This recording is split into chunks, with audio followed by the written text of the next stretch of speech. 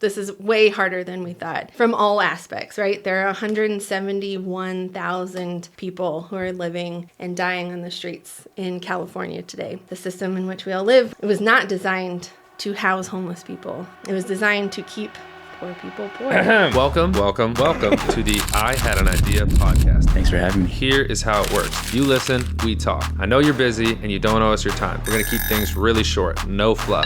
Oh, We're in the red zone. Time's up. Next subject. Joining me, your host, Trent Thompson, are people who not only have ideas, but do them, because the value of an idea lies in the using of it. We start with a segment called Brag, aka Give Yourself Flowers, aka Talk Your Shit, aka Who Even Are You? The guest has a chance to write down their own intro and convince you why the rest of this is worth listening to. If you want to support, I partnered up with Sudhi to make the I Had an Idea notebook, so when you have an idea of your own, you don't forget to write it down. Welcome to the podcast. A drum roll, please. Whoa!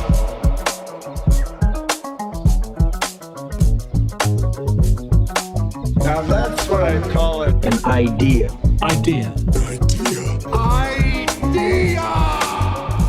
Joining me today on set, I have Taryn. Taryn is a woman on a mission. For over 3 years, she's been working on developing firm foundation community housing with the mission to solve involuntary homelessness. With a passion for doing things better, I don't know what that cursive is, one's work to build better solutions for housing, a better place to work, and a better community for the next generation to grow up in. Taryn, it's an honor to have you here on the podcast. Welcome. It's an honor to be here. Thank you. Before we dive in, I'm going to give you a little bit more context for the setup here. We're going to talk about some ideas you've had, some ideas that didn't go so well, some ideas that you're working on now, and we're going to do this in roughly 3 sections. We're going to try and keep those segments to around 5 minutes. When we hit that magic 5-minute marker, Cam behind the cam is going to make this light go red, and we know we're in the red zone, and it's generally time to move on. It is my podcast, and if you're really killing it, we'll keep going, but we're going to try our best to respect the red light, so we know we're moving. All right. So let's dive in. Great. Tell us, an idea that you're proud of. Doesn't have to be completely yours, but give me something that you've worked on that you want to share with the world. Yeah. The idea I'm most proud of is that housing for homeless folks, for folks who are experiencing the traumas of living on the street, can be better, and it should be and can be as good and high quality as the house that I live in, that you live in. I like to say I'll never build something I wouldn't put my child in. And I think all people deserve that. So tell me a little bit about how you went about building better spaces for people to live in. Yeah, like you said, nobody's an island, did nothing on my own. But my partner, my friend, my colleague, Jake Medcalf, and I started this nonprofit. We're going to solve involuntary homelessness. And it was such an iterative process. Thank you. Such an iterative process. We started with such a small, tiny home. Like, I want to say it was 8 feet by 15 feet, something small. And then as we completed that and, both celebrated and looked to how do we do this again and again and again. And we talked to folks who were living in the tiny homes, talked to folks who provide services for folks who are homeless. We realized, okay, we can make this a little bigger. We can make this door a little bit bigger. We can save some space here. People really need, a fridge and a burner. They need to learn how to cook. They need to have the opportunity to lock their door. They need to have the opportunity to take a shower whenever they want. And so, as we went project by project, our unit kept getting better and better. And at one point, I just had the idea that we needed to really stop and focus on making this unit the best it can be and making it our own. So we had a ton of architects and a ton of engineers who supported us and really worked on it sort of along the way. But at this point, we need to take a pause, get a team together, and make a unit that will be we'll be able to use this unit for the next 500 projects. And so we had a team come together and work on this unit. Now we're state approved. We can build this anywhere in California, any pop-up factory, any modular factory across California. So I have the privilege of being connected with you and having done some work for some of these tiny home villages. Can you, for the listeners who don't have that context, can you tell people a little bit about what those look like? Your mission to attach not only the homes, but the communities and the services with the homes, and kind of talk about the full service solution that you guys are working towards. Yeah, I mean, we really believe that the answer to homelessness is a home, but it comes with more than that. So like you said, we build these villages and we consider that community is healing. Care is being cared for is healing. And so we build a village. It's anywhere from 5 units. The biggest one we've built so far is 34 units. And then we bring in partners who can provide the services that can provide community, whether it's like potluck night in the lawn, or just the idea that someone can walk out their front porch and see their neighbor who's going through the same thing. And it's in a safe environment, and people are cared for. The program managers of these villages come in, they care for each individual, assess their needs, work really hard to get them what they need. And we hear over and over again that yes, it's a home is the answer, but that community, that camaraderie, that connection with people is really what sets sort of these villages apart. Yeah. So what is the things that changed when you really sat down and got the architects and all the partners to come down and redo the unit? The currently approved unit, what does that include that the old ones didn't?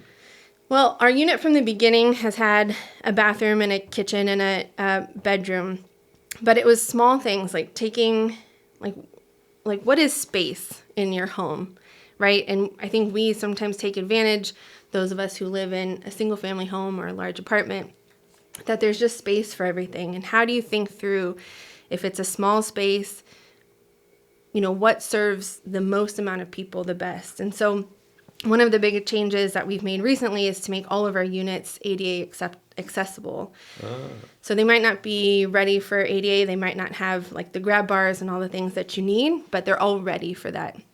So the counters are the right height where anybody can walk in, no matter what their mobility, no matter what their needs are. Anybody can walk in or roll in or scoot in and use our units and be comfortable in our units. We hear all the time, there are different bodies. And so maybe the bathroom door needs to be a little bit bigger because sometimes someone in a bigger body might need a bigger wheelchair. And we want everybody to have access to the bathrooms. So it's just been sort of that journey of like getting to know people that we're not normally exposed to. I didn't grow up with nurses who serve people who are homeless, but through one of our villages, we've had a partnership with Cardia Health, and they help educate us on what they need more often or less often, but sometimes, and that sometimes makes a difference. That's amazing. So, okay, we're going to respect the red light. Great. We're in the red zone. I hate that noise. Let's talk about, and I know all these things will probably end up being adjacent to each other, but can you talk to me about something that did not go as you planned, or something that fell on its face, or you failed forward? Is it fair to say nothing has gone to plan? Yeah.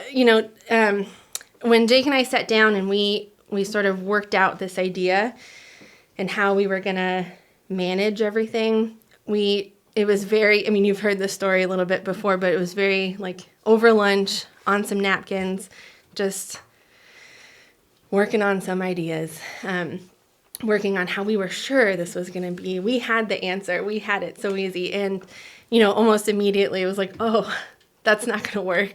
Or, this is way harder than we thought. From all aspects, right? There are 171,000 people who are living and dying on the streets in California today. That is a huge problem. And though I celebrate, I'm going to break ground next month, maybe on a 6-unit project. That's 6 units against 171,000 people. Not only that, but our system, the system in which we all live was really designed to, it was not designed to house homeless people. It was not designed to let people sort of heal once they've, gone that far. It was designed to keep poor people poor. And so we are constantly fighting against that and constantly sort of banging our head against the wall. Yeah. Well, I feel like a little silver lining to the fail section of this podcast. We're collaborating on this Pictures for People project, Yes. and I've been able to interview a couple people that have gone through the villages. And in the past with the Pictures for People project, it's just been a challenge. I'm going to meet people where they're at, whether that's the creek or on the street or on the corner with their sleeping bag. And it was really exciting and encouraging to hear from the stories of the interviews that you guys set up, because all of the stories were, I was homeless for a multitude of different reasons. Then I got placed in this tiny home. I stayed here for this long. I met these people. This is what this person did for me. And now I'm in this apartment here. Yeah. Talk about that. I know we're still in the what did not work section, but to me, I just feel like that's a story that should be told. Tell me a little bit about the mission from, like, even the logo is like the little house to the medium house to the big house. Tell me a little bit about that. Yeah, I mean, the logo is exactly what you said. It starts with a little house, and then it gets bigger and bigger and bigger. And that's the idea. Like, you start small. Our homes are tiny. Even today, they're bigger than they once were, but they're only 250-ish square feet. You start tiny, and then you get what you need. You build up. You get what you need. You build up. And that's the best. I think that's the dream. That's what we want to see. That's what we want to hear. And that's what we count as success. Not always that everyone can, quote, be a contributing member of society. Sometimes, we have this idea that success means they're, conforming to how we expect people to behave. And that's not true. It might mean someone dying in dignity, someone having a place to live where they're safe to be exactly where they are in life, Right. whether it's from a health issue or physical health or mental health. I think going back to failing, it's part of a societal problem where some of the villages we've built are meant to be temporary. We built one for Alameda County, and it's temporary. So the people can only stay there for 3 months, 6 months. The actual houses are temporary, like the village being there is temporary, or The stays are temporary. Got it. Okay. So the houses will be there for 100 years. Right. But, the county, the funding dictates that folks can only stay there for 3 to 6 months. Oh, that is transitional. Transitional Okay. emergency housing. And so somebody was in town, and I took them for a tour. I was so excited to show off because it is the thing that I am most proud of, this village. And it's beautiful, and I worked so hard, and we did it so quickly, and it sort of, exceeded all expectations. But I did this tour, and we were going along, and a woman came out of her tiny home, and I've met her a number of times. She always invites us into her home. She's warm and kind and so excited to be there. She's been living in her car for years and years. She's in a wheelchair. She's got some health things going on that she's been getting taken care of. And I said, hey, how you doing? I'm so excited to see you again. And she said, I'm okay. It's a hard day. We're working on getting our truck fixed. And I said, oh, okay, great. She said, yeah, we have to move back in there tomorrow. And I, yes, my soul Yes. made that noise of just devastating that Give us 30 seconds. Let's finish this story up. we did this whole thing. We worked so hard, and now this family is being re-traumatized because they can't stay in this unit. They have to go back to their car, back on the street. Yes. Yeah. Okay, that's a tough I would one. like to never live that day again. Yeah, that's so rough. Is that something, I'm trying to decide if we're moving on or not, but I want to talk about, I guess, like the bureaucracy of that, of needing to kick someone out after 6 months. I imagine this is my podcast. Turn that red light off. I imagine that comes from this idea, because the transitional housing is such a beautiful thought when you paint the picture of them moving to the bigger house. But when that doesn't work, It doesn't work in the timeline we want it to work. Yes. And in the Bay Area where there just isn't enough housing. right. You know, that person she did everything right. She followed the program. She met all the milestones, but there aren't enough housing. There isn't enough housing on the ground floor where someone in a wheelchair can function in that housing. Okay, I'm getting sad. Let's move on. Okay. Tell me about fair. something you are excited about and that you're working on now. I'm excited. We have so much going on that I'm excited about. I'm excited about Pictures for People. We are doing a fundraising event this fall, and the focus is these portraits of folks. And you know, you've heard me say it's all about on and on. It's all about humanizing what is happening. So much of the information that's out there is false. So much of sort of our relationship to folks who are homeless is not quite right. And so our goal all the time is like, how do we humanize this crisis more and more and more so that people are, you know, ready to participate in the solutions. So I'm really excited about Pictures for People. I'm really excited about what that can do for our society. I'm really excited. We're finishing a project in Vallejo on Broadway with 48 units going in Wow. Where's that? on Broadway. What's the property itself? Like the land? The land is, it was a vacant piece of land, Okay. sort of out in an underserved part of Vallejo. It was only half an acre, and that's sort of the beauty of things that So- are tiny is you can build a lot on small land. This is an honest question. I don't know. Not just for the sake of the podcast. Do you guys also handle the entitlements and everything of the land? Are you guys going and securing a lease and then putting the houses on it?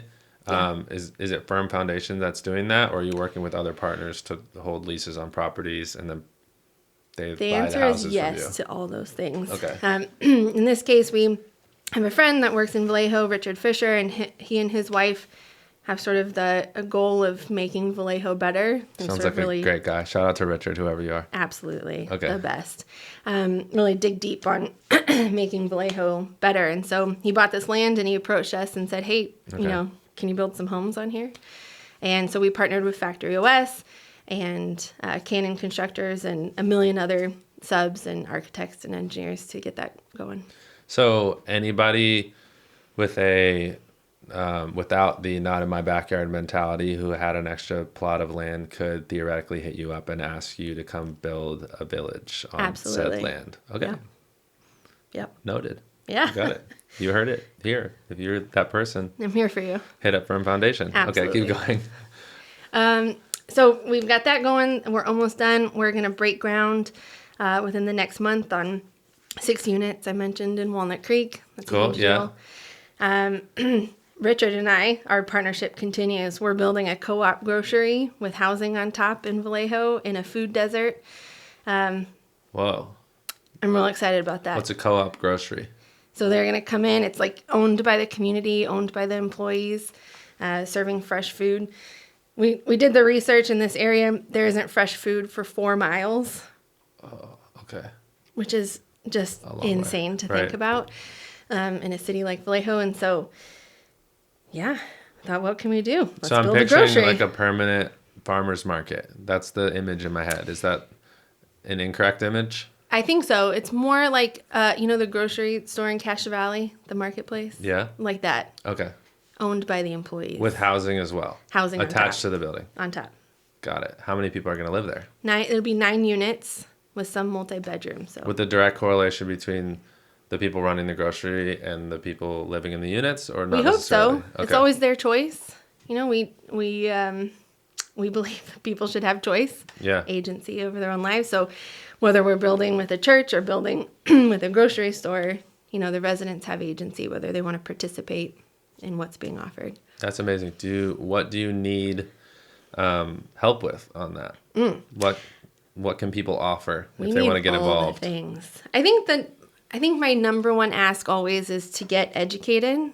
You know, even when I started, Jake and I really just started as two friends that were passionate about making things better for our community.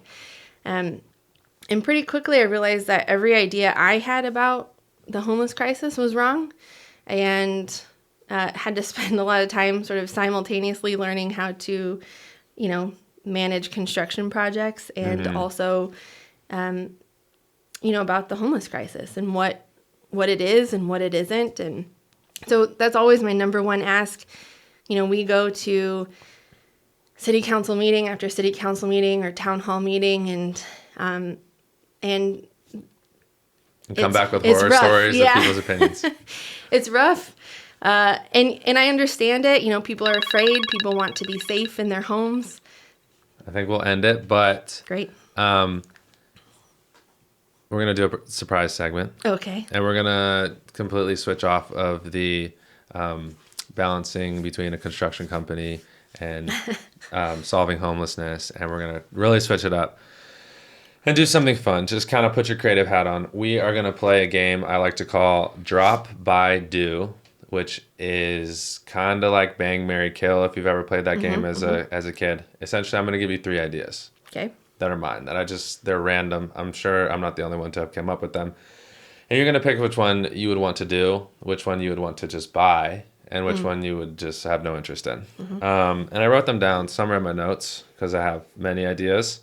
Write them down when you have them. But I got to find them. Okay, I found them. For that. There is a notebook for that.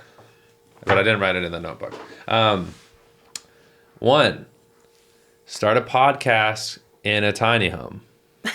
Okay, That's a great idea. That one's your idea. Number 2, this is also not my idea. A free market pop-up restaurant where the prices on the menu are based completely on supply and demand. So you go into the restaurant, and if a lot of people are ordering the margarita gets really expensive. But if no one's ordering the beer, it gets really cheap. But if people start buying that because it's cheap, the prices fluctuate. So everything just kind of finds where it should be on a value proposition. And the third one, we'll say a t-shirt business where you're bleach dyeing them and selling them all over the world. Okay, and tell me the things again. Podcast in a tiny home. Tell me the responses. Oh, drop, buy, do. You get to actually pursue doing one. You get to buy one because you think it's going to make money. Okay. And then you get to drop one because it sucks. I'm going to drop the t-shirts. Okay. It's happening. Yeah, for sure. There's some kid doing that way For better sure. than me. Yeah. I think I'm gonna buy the restaurant. I kind of love it. It cool really concept. speaks to my I just want to be different than everybody, so I'm gonna look at the $20 margarita and go in the opposite direction. Oh, and buy high. Feel so proud and Buy high. self-righteous Okay. about it. Yeah. Cool. And then let's do a podcast in a tiny home. I love it. Let's do build one and set it up. Thank you, Taryn. Before we end it, can you tell the people where to find you and or Firm Foundation, what they can look up, where they should go online? Yeah, we're on all the platforms, Firm Foundation Community Housing. Our website's ffchousing.org. Try to shorten it up there. Perfect. Yeah, come find us. Reach out. Sweet. Taryn, thank you so much for coming. This has been the I Had Idea podcast. Cue the theme music. Whoa!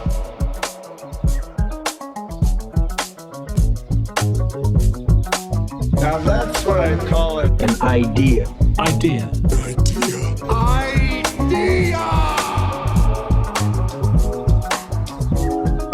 This song was brought to you by my friend Shido, aka Terrion Smith, aka Shogun Shido, aka DJ Jambalaya.